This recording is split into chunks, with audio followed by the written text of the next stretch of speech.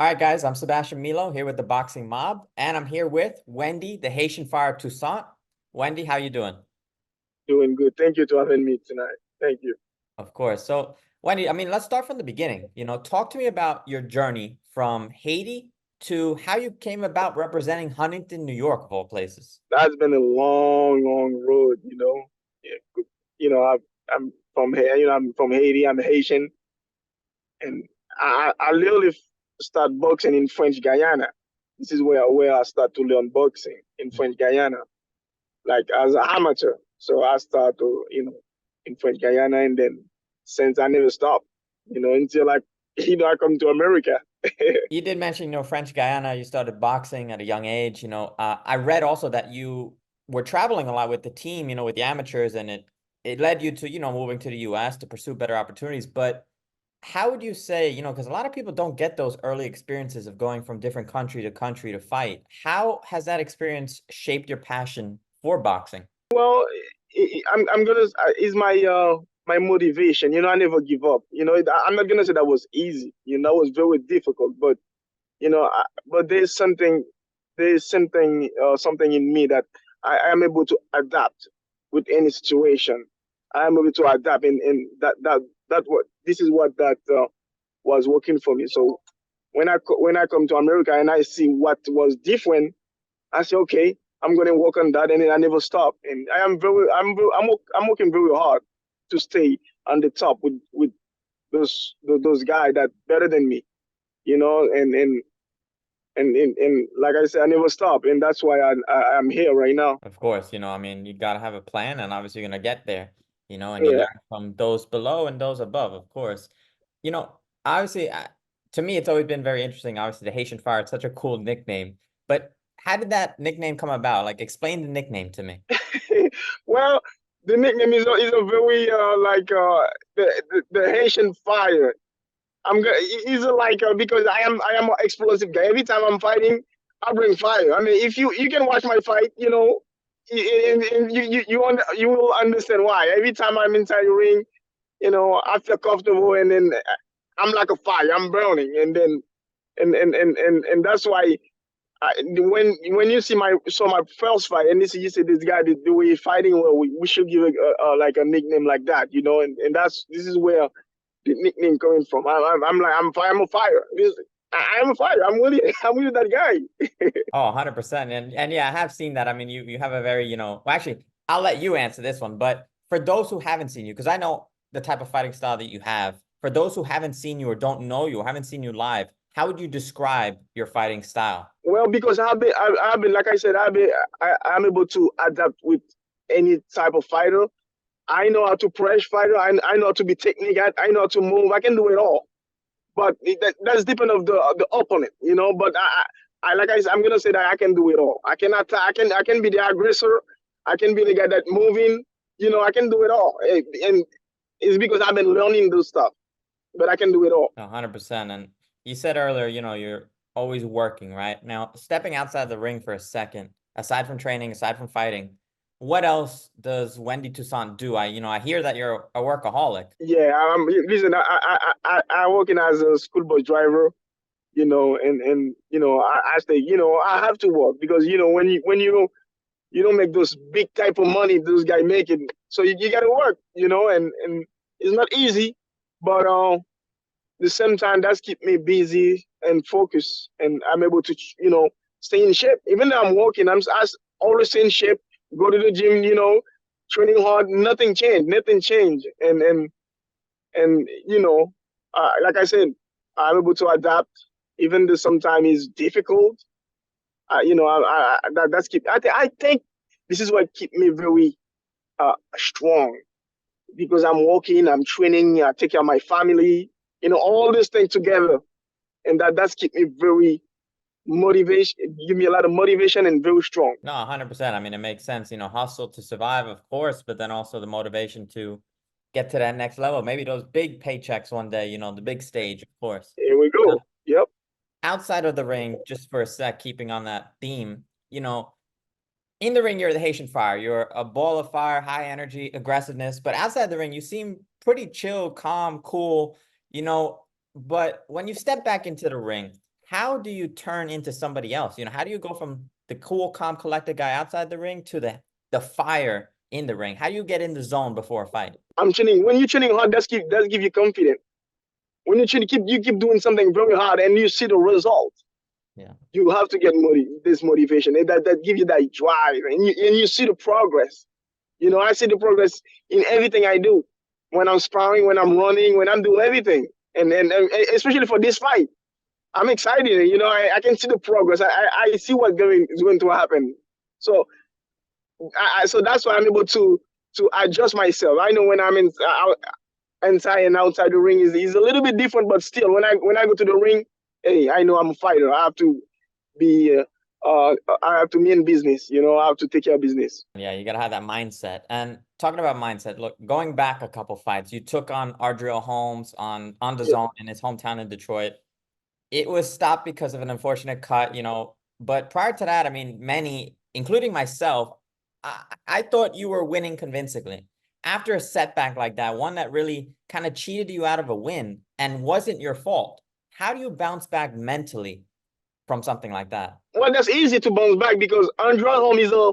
I think they make him like a big, you know, they make him like he's the guy, you know, he's the southpaw, he's the guy that can, he's going to beat me easy. This is what he was thinking, but he don't know me, you know, and I believe me, he's scared of me right now. So that gives me a lot of motivation.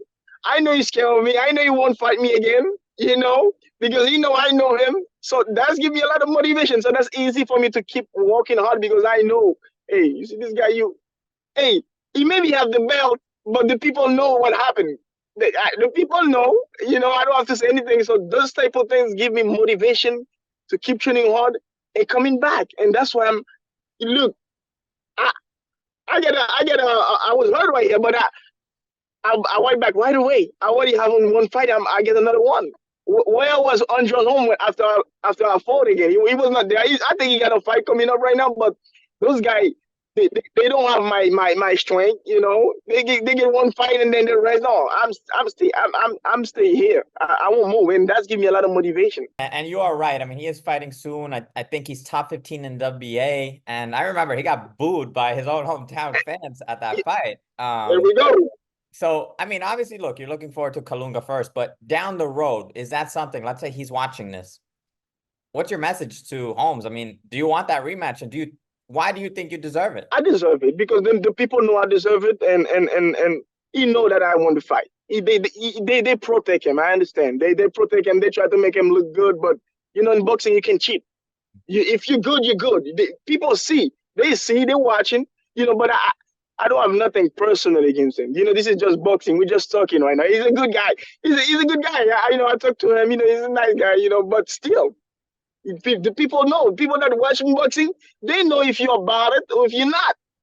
They know when he's about it. They know I'm that guy. You know, I'm a guy that I'm gonna take risks, but I'm gonna show you what is all about. I'm coming. You know, and I truly believe, even though I don't have this belt, I feel like I have the belt with me.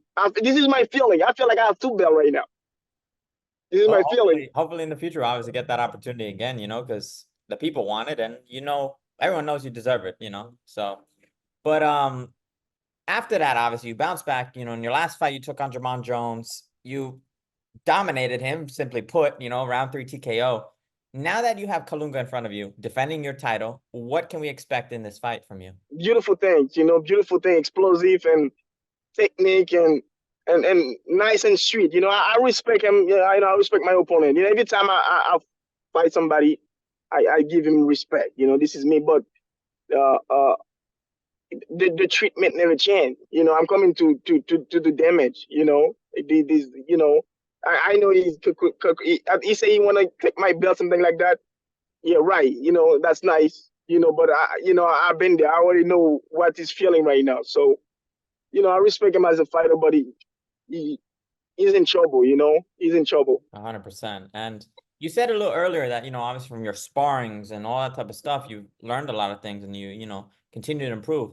Looking at training, you sparred with world champions. I mean, like your stablemate, you know, Joe Smith Jr. Talk to me about what lessons have you learned from sparring with those world champions and how it's helped you get closer to achieving your dream of becoming one, a world champion? Training what with the Smith was give me I'm gonna say the you have to keep your defense all the time. I have a good defense. I know how to protect myself very well. So by fighting with a light heavyweight like Joe Smith, I know that if I receive a punch, he's gonna hurt me. I'm gonna hurt very bad because he's heavier than me. So Yeah. that's keep me. I stay focused all the time. I training with around him. I smiling. I stay focused and that's helped me a lot. Even when I'm going to a fight or a big fight, if I'm 100%, I'm stay there. There's nothing that can you know bring my energy down or anything. That's the same focus that I have when I train with him. This is the same focus that when I'm going to fight with somebody. It's the same thing. That's giving me a lot of motivation. No, that makes sense. And then obviously, I mean, stepping in there with somebody who's naturally 20 plus pounds heavier than you, and then you get into a fight with guys who are your normal weight, it must feel a lot Right. easier to a degree. Yes, of course. Right. Now, you said earlier too about the big names and being at the top. You have big names at 154 like Tim Tszyu, Charlo, Erickson Lubin at the top of 154. Why do you feel that you belong up there with them? I belong there. I know I belong there. The only thing with me, if you look at my track, my record, my background, you can see that I didn't have those fight, those to build me up. I have right now. I get those fight right now. I stay busy. I stay sharp. But trust me, I believe that I can be world champion. I will be world champion. And everybody that think they can take me lightly, they're gonna find out. And somebody like Adrian will find out, right? He didn't know, and 100%. I mean, boxing, unfortunately, is sometimes a lot of politics. It's about opportunities, and sometimes those guys who have the padded, records and the interesting names get more of the opportunities. But yeah, somebody like yourself right in front of them is a massive threat to them, 100%. And last but not least, I mean, this fight against Kalunga you have coming up on the 23rd of February at the Paramount Theater. Why is this fight so important for your career at this point? it is. It is. I have to win because that's gonna move me to a different position. I mean, a lot of things gonna change. I have to win. In my there's I'm not coming to sugarcoat. This is my house, and I'll be there. I am that guy. You know, I'm so excited for that. I can't wait to get to the ring. I've been training. I remember since my last fight, like 3 or 4 days, I already back to the gym. This is just to tell you, I'm very excited for that fight. Very excited. I can't wait to put my hand on one character. I don't even know his name. Because my lingua, I don't even. I think it's Moponda Kalunga. I don't know his name. It doesn't matter. Well, they won't know after the fight anyway. Well, I mean, obviously we're all excited too, I mean, and just to close out, Wendy Toussaint defends his WBA Continental USA Super Welterweight title on February 23rd against Moponda Kalunga at the Paramount Theater. It's home in Long Island, New York, promoted by Star Boxing. So don't miss it. Thank you.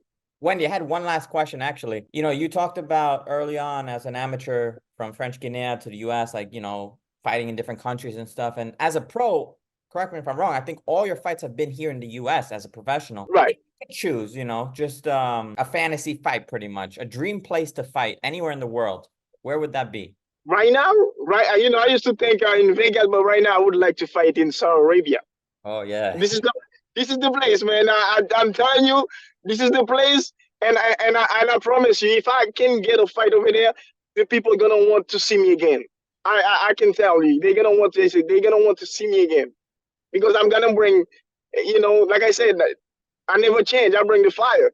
So they're gonna see. Yeah, 100%. I mean, I see it that the guy, His Excellency Turki Al Sheikh is the guy's name, the big guy over there making all those fights happen. So yeah, it's interesting. I mean, the landscape of boxing looks like it's heading to Saudi Arabia for the fighters. There's a lot to be there, and then it's interesting. It's a new place. I want to go there, man. I don't know how they're gonna go there. I don't know if the promoter, the manager can hear my voice. Give me a fight. After this one, I'll be ready. I'm always ready anyway. I was born ready. Well, you heard it here. I mean, hopefully that happens after this. Beautiful. Thank you, Wendy. I appreciate the time. Thank you, buddy. Thank you. Take Thank care. you, Looking Darlene. forward to the Bye. fight. Bye.